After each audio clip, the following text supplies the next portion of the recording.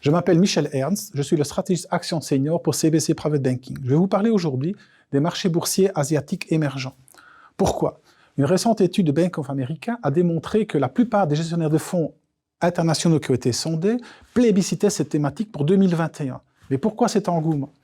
Tout d'abord parce que l'économie asiatique est de plus en plus importante et de plus en plus en croissance.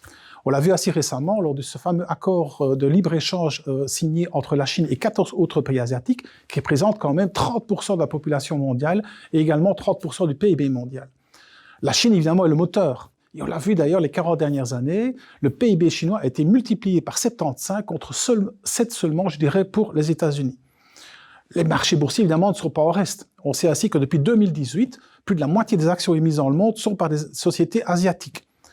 Si on regarde également la valeur boursière mondiale totale, qui est de 100 000 milliards de dollars, 35% maintenant de cette valeur boursière mondiale, c'est l'Asie, contre 42% pour les États-Unis et 23% pour l'Europe. Et la part de l'Asie n'arrête pas de monter.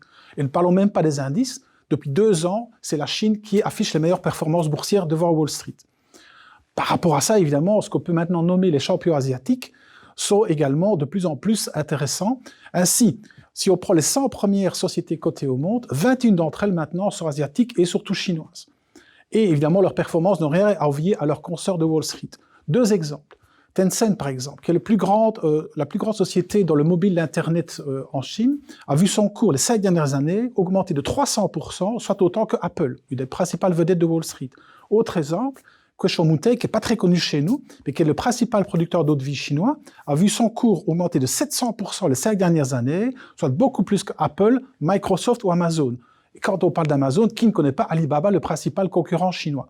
Bref, pour toutes ces raisons, il est indéniable et indispensable que dans un portefeuille diversifié, l'Asie représente de plus en plus une part importante de ses investissements. C'est l'avenir et c'est là qu'il y a le plus de potentiel de croissance.